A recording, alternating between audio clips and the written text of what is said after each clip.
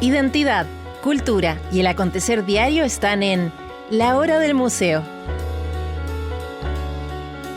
Desde ahora, les invitamos a un encuentro cotidiano con nuestra historia.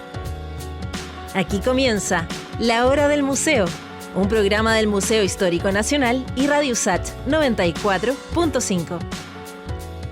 Bienvenidos a este nuevo capítulo de La Hora del Museo. Un gusto acompañarlos en este nuevo día, hablando por cierto de temas que son fascinantes. El día de hoy vamos a conocer sobre el Museo de Arte Colonial San Francisco, ahí en el corazón de nuestra ciudad. Nos va a acompañar Carolina Vergara, ella es la directora de este fantástico museo que, si no lo conocen, les digo de entrada, vayan, porque es una joyita de nuestra ciudad y de nuestro país. Bienvenida, Carolina. Muchas gracias, Rocío. Un gusto que estés aquí. Bueno, a pesar de que es una construcción de las más antiguas de Santiago, y me imagino el museo, no sé desde cuándo está en funcionamiento, pero también es bastante antiguo, hace poquito hicieron una renovación ahí en ese lugar. Pero antes de eso, cuéntanos para los que todavía no lo conocen. ¿Dónde está el museo? ¿Qué tiene? Perfecto. El museo se encuentra, como bien dices, en pleno centro de Santiago, a un costado muy cerca del Metro Universidad de Chile. Se ubica en el primer piso del convento franciscano que colinda con la iglesia de San Francisco. La iglesia, no sé si lo saben, pero es la edificación más antigua que tenemos acá en Santiago, y el convento fue construido 5 años, terminada ya la iglesia, terminó de ser construido el primer claustro del convento, y este museo se ubica en el primer piso del convento. Desde el año 1969 funciona como museo, pero sigue siendo un convento. En el segundo piso siguen habitando los frailes franciscanos, y es un museo que es fantástico en cuanto a arte colonial. Tiene una cantidad enorme de cuadros, de imágenes sumamente interesantes de la época del virreinato y de la época colonial, digamos. Y la verdad es que es muy accesible entrar al museo, la entrada es muy económica, los invito a todos a venir. Y como bien dices, recientemente reparamos unas salas. Y no solamente se repararon unas salas, sino que también se reordenó la colección, se restauraron algunas piezas en específico, y de modo de hacer un museo más renovado, más dinámico. Así que eso es lo principal. Bueno, felices aquí de conocer qué es lo que está pasando ahí en ese museo, bueno, con esa iglesia que es fantástica. Te decía yo, Carolina, que hace algunos días o algunas semanas estuve por ahí en la iglesia. El museo no he podido ir a ver esta renovación, pero cuéntanos, está este convento en el que todavía viven ahí los franciscanos, sí, en la parte de arriba. ¿Cómo se forma? ¿Son obras que estaban ahí en la iglesia, pertenecían a los frailes, llegan de afuera? ¿Cómo se va armando estas colecciones del museo? Mira, esto parte en el año 69 con el Concilio Vaticano II, donde surge la necesidad, digamos, de los franciscanos de estar mucho más abiertos a las comunidades. Ahí se hace una petición. El hermano McMahon, que hoy día tiene 104 años recién cumplido, él hace una petición para poder darle apertura a este claustro y abrirlo a las comunidades. Y en este claustro, entonces, tenemos una serie de objetos que eran, su fin era educar a los futuros franciscanos en la formación de la religión de San Francisco de Asís. Y por eso que hoy día, cuando uno entra al museo, va a encontrar varios elementos, un confesionario, cuadros sobre la vida de San Francisco de Asís, sobre la vida de San Pedro Alcántara, San Diego, de la Virgen María. Era digamos, para la época era un lugar donde estaba para la formación de los frailes. Y por eso que es un museo religioso. Y después, con el tiempo, se van sumando otras obras que vienen de otros lados, de otros lugares franciscanos, que por determinados temas se ha ido cerrando, y han llegado, estas colecciones han llegado al museo. Así que eso. Es un museo de arte colonial. Así es. Que por ende, ya vamos a ir bien explicando todo paso por paso. ¿Qué se entiende por arte colonial? Mira, periodo? voy a partir primero con el origen de esto, parte, a ver, del lugar. Cuando llega Pedro Valdivia a fundar la ciudad de Santiago, viene en su montura, en su caballo, trae una pequeña virgen, que es la Virgen del Socorro, que hoy día es la patrona de la ciudad de Santiago. Y en honor a ella, por haber, digamos, llegado bien a este lugar, solicita que le hagan una ermita y después posteriormente una iglesia. Y así surge la iglesia de San Francisco. Y posteriormente después de esta iglesia, el convento que está a un costado, que constaba de 5 claustros, y hoy día el que queda es el claustro mayor, porque todo ese espacio que ya hoy día no existe es todo lo que podemos decir en la zona típica del barrio París-Londres, todo eso era territorio franciscano. Este territorio iba desde la calle San Francisco hasta la calle San Diego y desde lo que es la Alameda hasta Avenida Mata, era sumamente grande. Y entonces se forma esta construcción ya este año, vamos a cumplir 400 años de la construcción del convento en el mes de octubre. Y como te explicaba, en el año 69 se decide abrir a la comunidad y están todos estos objetos que vienen de esta época. Incluso tenemos no solamente objetos, sino que en la misma arquitectura tenemos elementos típicos de la época de la colonia, en la puerta de la sacristía, una puerta muy antigua, muy tallada, que son los primeros inicios de elementos ornamentales tallados de la época. El mismo convento es una construcción de adobe, con sus gruesos muros, hay partes que tienen muros de 1,20 m, alturas de casi 4,70 m la sala, y bueno, uno cuando recorre este espacio, la materialidad, su techo de teja, no sé, el estar ahí es como entrar al pasado, a lo que era la construcción antigua de la época colonial.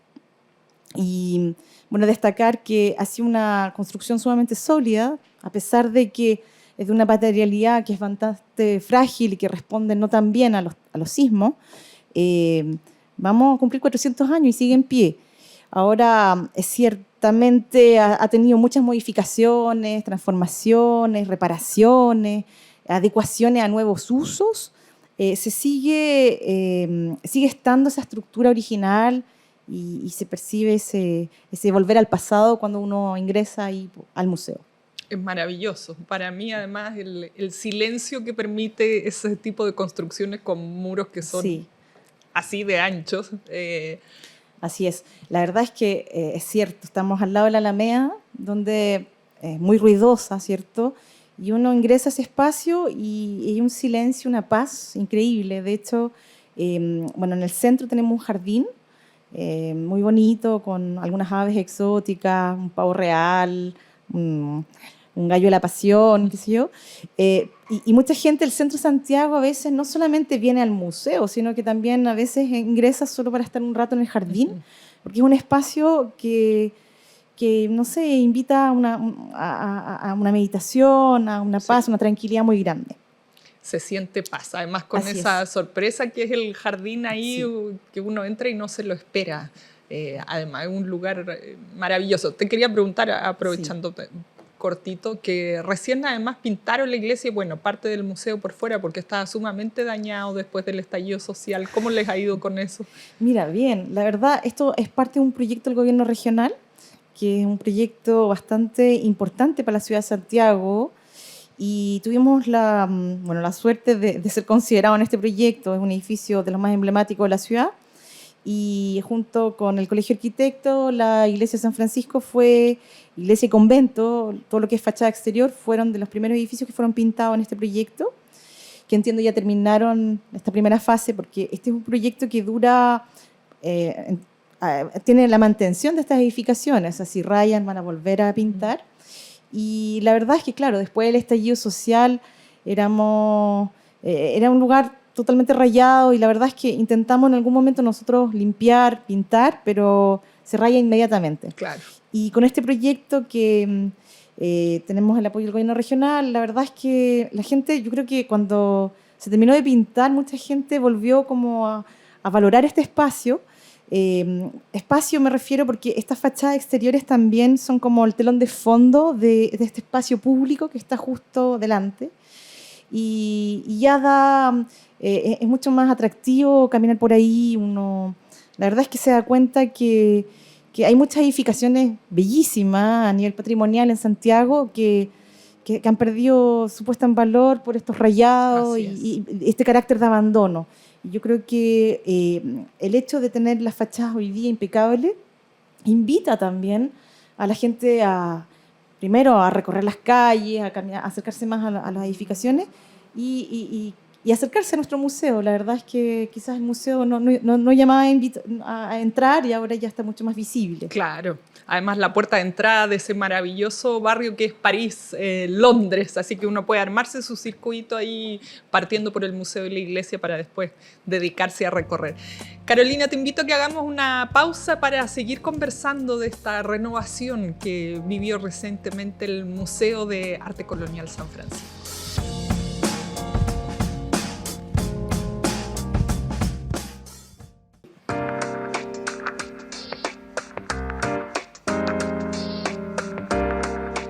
Estamos de vuelta en esta conversación con Carolina Vergara, la directora del Museo de Arte Colonial San Francisco, ahí en plena Alameda, en el corazón de nuestra ciudad. Veníamos conversando de esta pintura de fachadas que afortunadamente han estado viviendo varios de nuestros edificios emblemáticos aquí en Santiago. Esperemos que se mantenga así, porque la verdad es que la mayoría echamos de menos nuestra ciudad como solía ser.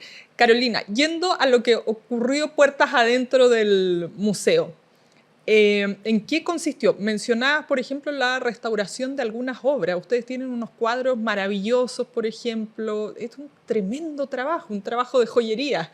Me imagino restaurar y renovar un museo así.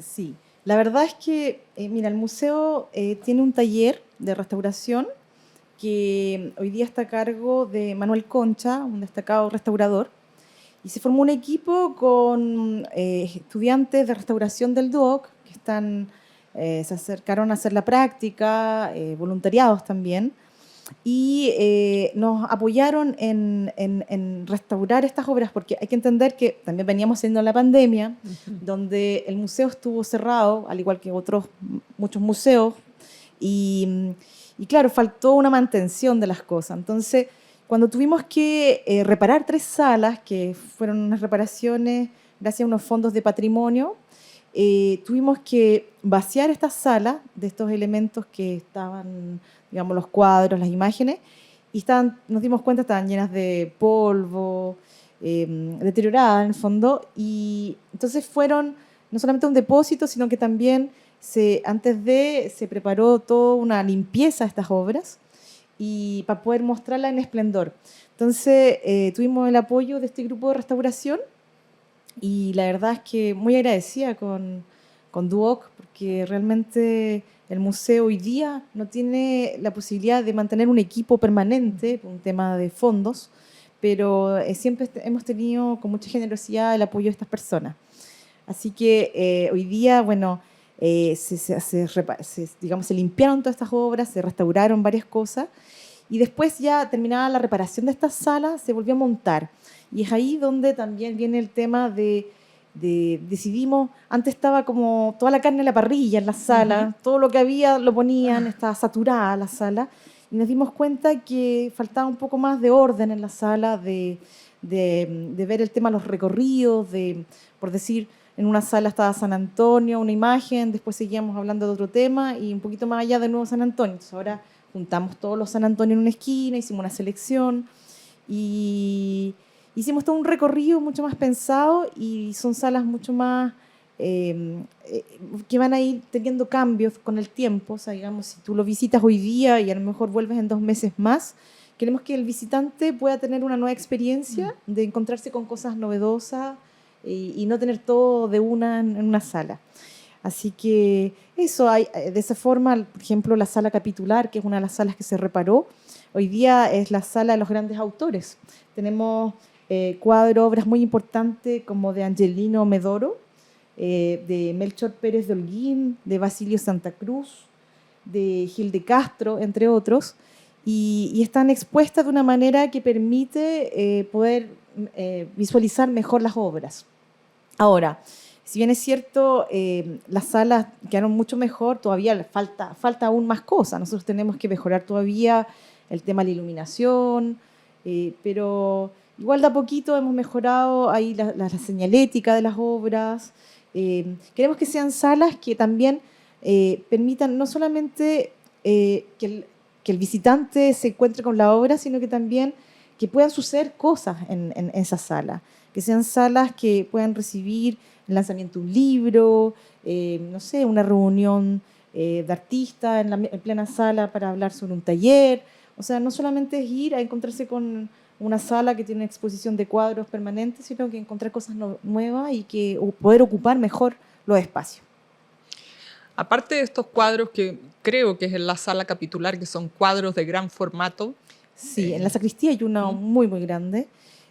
Son cuadros que, claro, son de gran formato. Son bellísimos, y porque además uno no se lo espera, de repente ahí aparecen. Mira, la sala más importante, diría yo, la colección más importante es la colección de San Francisco Asís, que está en la gran sala. Esa sala no es parte de estas 3 últimas salas que se repararon, pero esperamos pronto también hacerle una reparación. Y esa sala es fantástica, porque tú entras y como es una colección, la verdad es que están todos los cuadros expuestos ahí.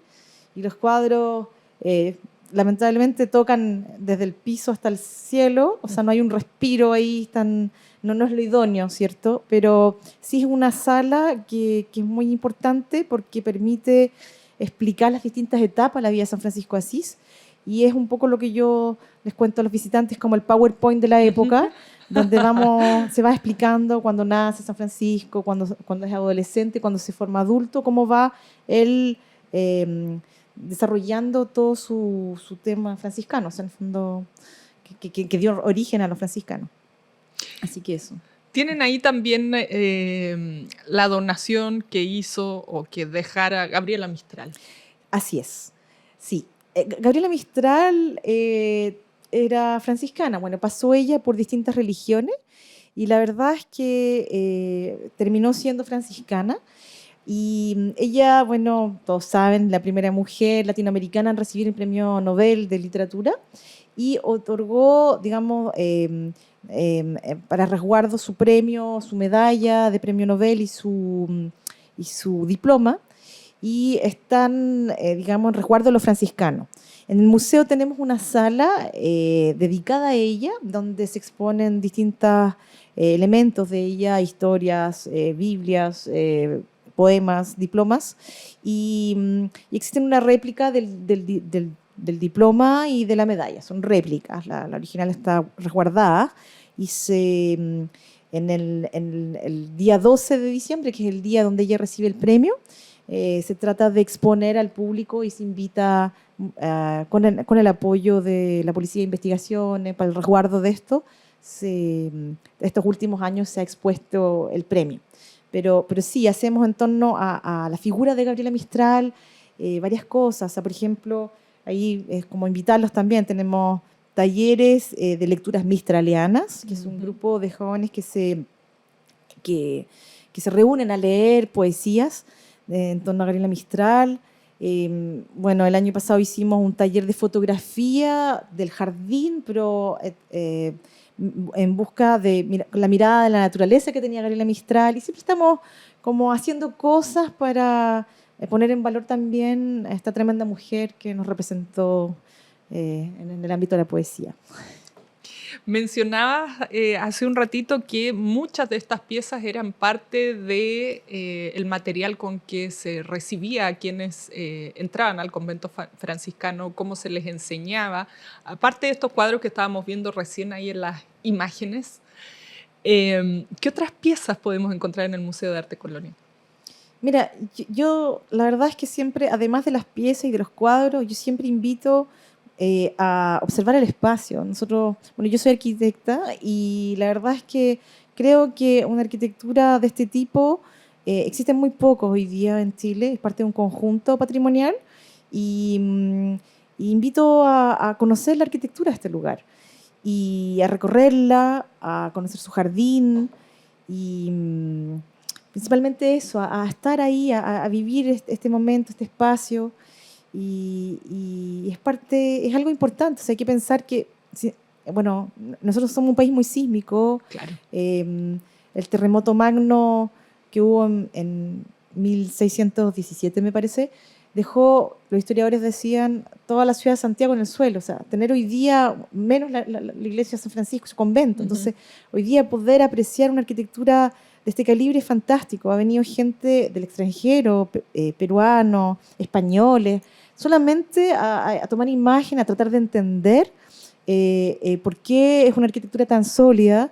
Bueno, hay varias teorías, hay varios estudios que se han hecho también que explican por qué está durando tanto, pero también yo creo que hay que pensar que las cosas tampoco son eternas. O sea, también puede venir pronto un sismo gigante y a lo mejor ya se cae un pedazo del convento. Así yo creo que este es un lugar que hay que ir a conocerlo pronto, verlo, apreciarlo y además aprovechar de ver toda esta colección que invita a entender un poco más sobre los franciscanos.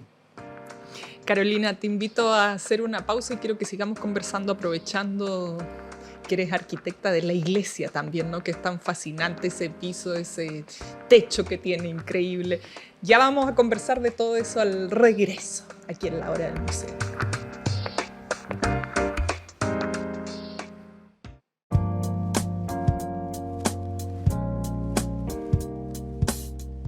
Vamos a seguir conversando hoy del Museo de Arte Colonial San Francisco y de su iglesia maravillosa. Voy a ir para atrás, rebobinar. Carolina, mencionabas la Virgen que trae Pedro de Valdivia a Santiago.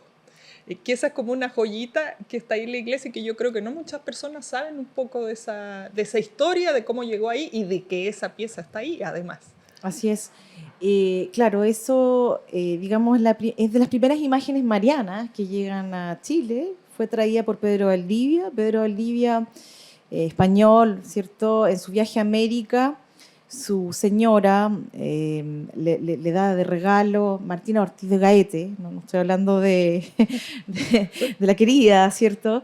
Entonces, él llega a Chile, o sea, desde Perú, cuando tiene que enfrentar, venir a conquistar el territorio chileno, trae esta virgencita en su caballo, es una imagen policromada italiana, muy bella, que la trae para protegerlo y bueno, logra llegar acá al Valle Central, a lo que en el fondo donde funda Santiago, y en honor a ella se hace una ermita y con la idea después de que le hagan una iglesia. En esa época estaban los mercedarios, pero el día se va al sur con ellos y ahí llegan los franciscanos y bueno, los franciscanos tienen este honor de poder hacerle la iglesia a esta Virgen del Socorro. Se hace una primera construcción de adobe, paja, algo pequeño, viene un sismo, se cae esa iglesia y es ahí donde deciden construir esta iglesia que hoy día podemos observar, que claramente ha tenido distintas ampliaciones, transformaciones, pero existen las primeras piedras del fondo de esta primera iglesia en honor a esta virgencita que se encuentra hoy día en la parte superior del altar. Y bueno, esta iglesia entonces es construida por los españoles con la ayuda, se sabe ya, de la gente acá del lugar. Está muy bien construida, entonces construye una iglesia que su construcción dura más de 30 años y en piedra, primeramente con una forma de cruz latina y después ya se va ampliando y lo que es hoy día entonces aparecen las dos laterales que forman hoy día lo que es la planta de la iglesia. Tiene un cielo maravilloso, como comentabas, que es el artesonado, que es de origen morisco y la verdad es que bueno, es una iglesia que también es especial. Uno entra y también siente como que está entrando al pasado y bueno, también es una iglesia que ha durado muchísimo. Y como te explicaba, hace muy poco, o sea, un par de años se pudo observar que las fundaciones de esta iglesia son antisísmicas de la época colonial porque están hechas de una manera donde digamos, hay dos corridas de piedras grandes en los laterales y en el centro hay como un molido de piedra canteada, y sobre eso ya es la construcción del muro. Entonces, cuando hay un sismo funciona como un patín, por decirlo así, y ayuda en el movimiento. Entonces eso genera menos daño y su artesonado, que es la estructura del cielo, también toda esta estructura completa ha generado que ha sido su estabilidad en el fondo frente a un sismo. y por eso hoy día la iglesia ya tiene 405 años y el convento 400 años ahora en el mes de octubre. ¿Cómo sería Santiago cuando pusieron la iglesia ahí? Porque no existía la Alameda. Yo alguna vez escuché que corría agua por ahí. Sí, la Alameda de Bernardo Higgins era un brazo del río Mapocho, era la cañada, digamos, corría agua. Y en la época hay que pensar que las construcciones eran de un piso, máximo 2 pisos de adobe.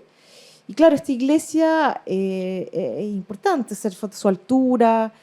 Quizás estaba en la parte de afuera de lo que era el desarrollo de la ciudad. La ciudad, tenemos claro que parte ahí en la Plaza de Armas, donde está la catedral. La actual catedral entiendo que es como la cuarta edificación que existe. Y esta iglesia, si bien ha tenido ampliaciones y también algunas transformaciones, o sea, la torre es la cuarta torre, construida por el arquitecto Fermín Vivaceta, que fue el primer arquitecto titulado en Chile, que hace una innovación cuando le toca construir la cuarta torre, la hace en estructura de madera. En esa época las torres eran de mampostería. Y la verdad es que la torre de hoy día está impecable, funciona.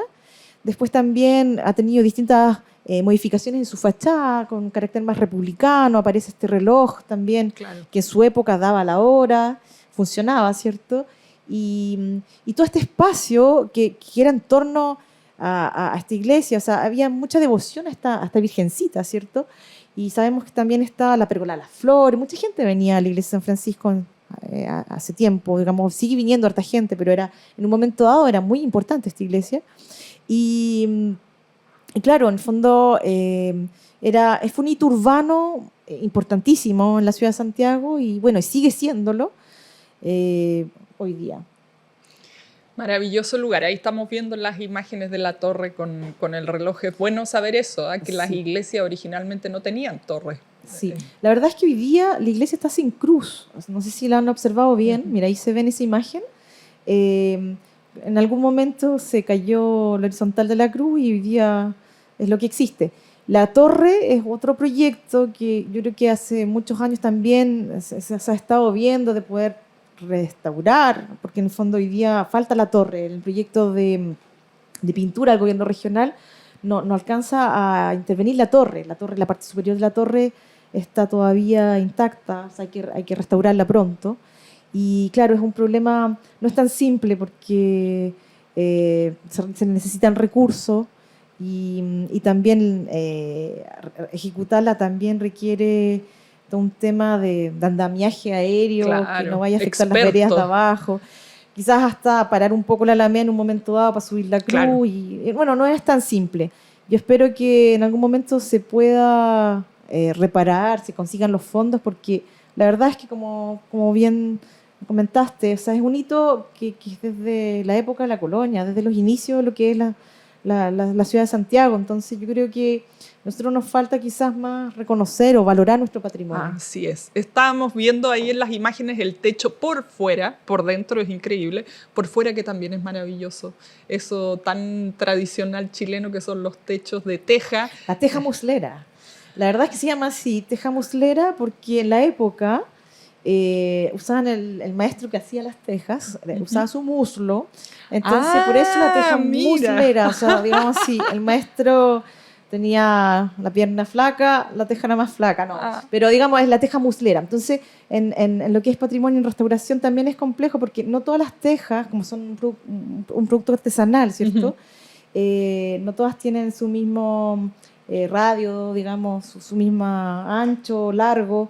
Entonces, bueno, siempre hay que buscar eso. Pero sí, es un elemento muy colonial que todavía tenemos la suerte de encontrar en algunas partes, en las zonas rurales sobre todo, y que es parte de nuestra arquitectura colonial. Hermoso. Me encanta además estas tomas aéreas que estamos viendo y se puede ver ese jardín increíble. Sí. Te pregunto del convento y un poco yendo a la historia de la arquitectura, porque es un estilo arquitectónico colonial que trajeron los españoles, siempre igual, ¿no? Con este patio interior. Sí, espérate, te voy a una acotación. Digamos, el estilo colonial sí, pero digamos, la misma iglesia también tiene varios estilos, o sea, morisco, no sé, estilo renacentista. Hay como muchos estilos dentro del mismo lugar. pero sí parte en la colonia y sí, digamos, es una arquitectura que en la colonia era típico construir en adobe, también tiene materialidades de ladrillo y piedra. Y yo decía, este patio central, muy típico de los conventos, no solo aquí en Chile, sino en toda América Latina. Sí, sí, claro. Hay que entender que los franciscanos, ellos, este modelo arquitectónico no es un modelo que nace acá en Chile, sino que es una réplica de otros conventos. Si vemos distintos conventos franciscanos, todos tienen como este mismo estilo, el patio central, los corredores, es algo que es traído de afuera, ¿cierto? Pero que igual después, como lo trabajan acá, con materialidades de acá o con maestros de acá, van teniendo su propia identidad. Claro. Y sí, y este patio en el pleno centro hoy día tiene una fuente, que tenemos unos pececitos y unas tortugas que en esta época se esconden, pero aparecen de nuevo en esplendor cuando haga más calor.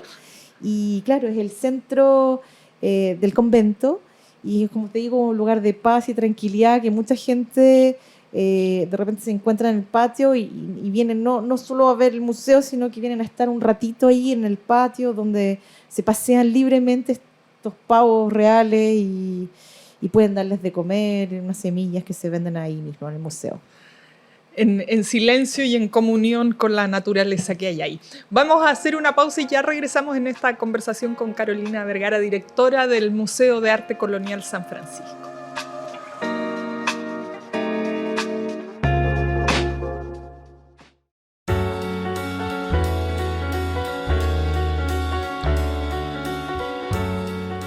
Vamos a seguir en esta conversación fascinante sobre nuestro pasado colonial y sobre esta joya arquitectónica que tenemos en Santiago, la Iglesia de San Francisco y su museo ahí pegadito a un costado. Carolina, hemos hablado de todo un poco, de la historia de la arquitectura, yo me he quedado con la boca abierta con esta teja muslera, que es una de las cosas más lindas, ese techo maravilloso por dentro y por fuera también, bueno, y de todo el cuidado y trabajo que requiere un lugar así. Estamos ya en invierno, de repente cambian un poco los panoramas. Tú nos mencionabas que tenían siempre actividades, además de ir a ver la exhibición permanente del museo. ¿Cómo más nos conectamos con el museo que diriges? Sí, mira, hoy día tenemos las redes sociales que estamos muy activos en este momento con Instagram. La página se llama Museo San Francisco de Chile. También está Facebook. Y otras redes sociales que van a encontrar más buscando Museo San Francisco. Tenemos la página web también. Y la verdad es que ahí estamos constantemente exponiendo nuestras actividades y también mostrando un poco más sobre este museo.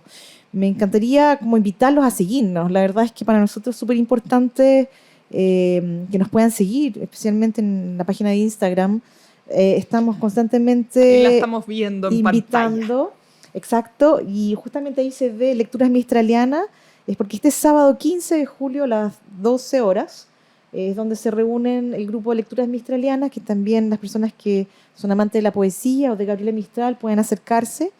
Después tenemos talleres de invierno, tenemos muchos niños que están de vacaciones, y vamos a realizar un taller para niños y niñas de encuadernación que va desde los 8 a 13 años, desde este jueves 13 al sábado 15, desde las 11 horas. Para ello tienen que inscribirse en el mail de educación@museosanfrancisco.com.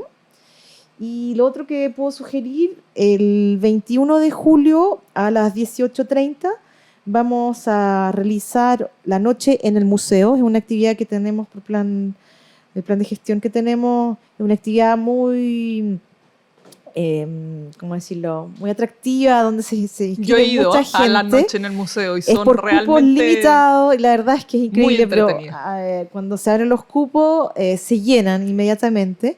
Es una experiencia, una verdadera experiencia que se da en un contexto ya un poco de un museo a puertas cerradas, más oscuro. Y para las inscripciones tienen que hacerlo a través de reservas@museosanfrancisco.com. Y es una actividad que es donde tenemos varias sorpresas. No puedo contarlo todo, pero sí hay disfraces, hay velas, hay cosas. Es una experiencia de visitar un museo de forma nocturna y donde se habla justamente de todo lo que hemos conversado, de su historia, de lo que se expone, y invita, es como generar una emoción diferente e invitar a la gente después a volver a regresar durante el día a ver bien las obras del cual se van a actuar o se van a mostrar. Así que eso, es como principalmente síganos en las redes sociales, lo más importante, participen, háganos las consultas y nos van a seguir. Y después visítennos, la entrada, la verdad es que es un museo muy económico, o sea, vale 1.000 pesos para la gente estudiante y tercera edad, y 2.000 pesos personas adultas, y 3.000 ya para los turistas no residentes. La verdad es que es un lugar que vale la pena ir, y la verdad es que me encantaría como sentir que se presentan, y porque lo escucharon en la hora del museo, eso. Nada, estamos especialmente esperándolo, y tenemos gente que les va a hacer un guiado, que les puede explicar en detalle todas las cosas y sus intereses.